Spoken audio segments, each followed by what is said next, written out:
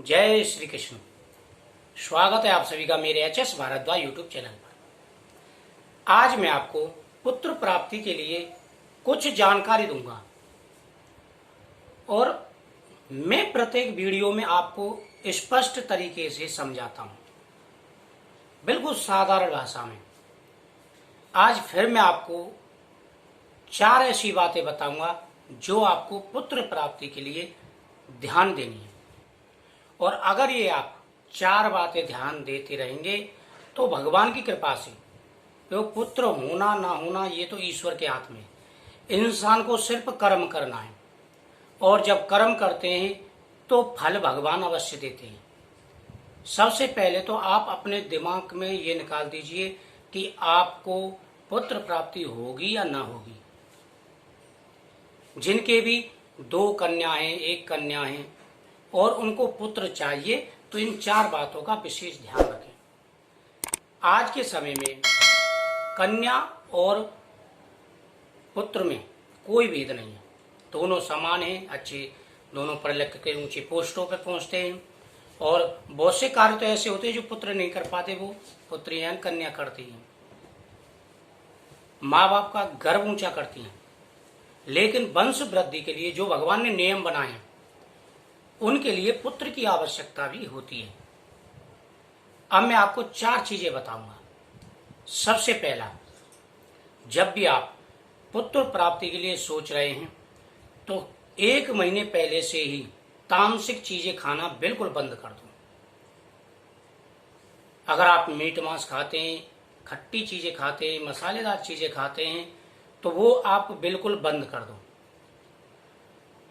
1 महीने पहले से ही पौष्टिक आहार लेना शुरू कर दो। पुरुषों को ज्यादातर केले का आहार लेना चाहिए। बादाम भिगो करके रख दें, सुबह के समय उनको खाएं, चबा चबा के खाएं या पीस करके आप उसका जूस बना के भी पी सकते हैं। और ऐसी चीजें खाएं जिससे जो शुक्राणु हैं, जो आपके वाई शुक्राणु होते हैं वो प्रबल हों। हार्मोन्स जो होते हैं, अनबैलेंस जो हार्मोन्स होते हैं वो बैलेंस हों। तो इस चीज का विशेष ध्यान रखना है। जो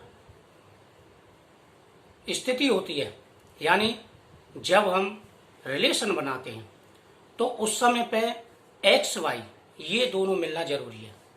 अगर एक्स एक्स मिल जाते तो कन्या की उत्पत्ति होती है। तो इस चीज का ध्यान रखें, यानी पौष्टिक आहार लें।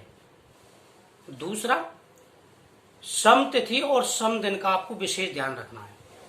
सम तिथि और सम दिन, इस चीज का आपको विशेष ध्यान रखना है। इसके ऊपर मैं स्पेशल वीडियो आपको बनाऊंगा, किस तरह से पूरा विस्तार से बताऊंगा किस तरह से आपको दिन काउंट करने।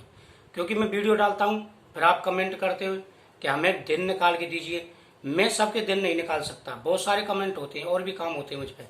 तो मैं आपको वीडियो बना के दूंगा और मैंने दे भी रखी है, आप अपने हिसाब से काउंट करें, कोई परेशानी नहीं है, बिल्कुल आसान है। नंबर 3, जब भी आप पुत्र के बारे में सोच रहे हैं तो संतान गोपाल मंत्र का जाप शुरू कर दें।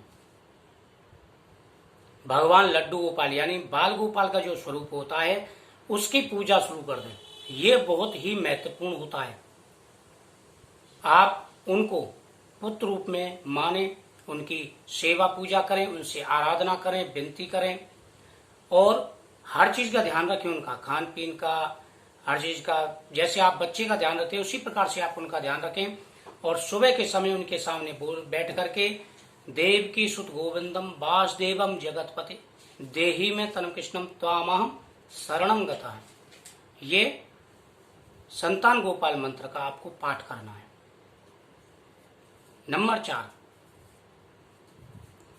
आप इस चीज का विशेष ध्यान रखेंगे कि जब भी गर्भ धारण हो जाए, कंसीव पक्का हो जाए, कंफर्म हो जाए आपका, तो 2nd महीने में आप नारियल का बीज जरूर लें। और शिवलिंगी के बीज भी आप यूज कर सकते हैं, ना करें तो कोई बात नहीं है, लेकिन कर सकते हैं। वो भी सुबह के समय सूर्योदय से पहले आप 9 दाने या 11 दाने दूध में भिगो करके रात को रख दें और सुबह वह दाने आप सूर्योदय से पहले गाय के दूध में भिगो के रख दें और वह आप ले लें। और यह गुप्त रखना है आपको। और कन्फर्म होने के बाद में जितना हो सके उतना गाय का दूध यूज करें। तो ये 4 बातें अगर आप याद रखेंगे, ध्यान में रखेंगे, दिमाग में रखेंगे, तो भगवान की कृपा से आपको पुत्र रत्न की ही प्राप्ति होगी। आगे ईश्वर की इच्छा। जय श्री कृष्ण।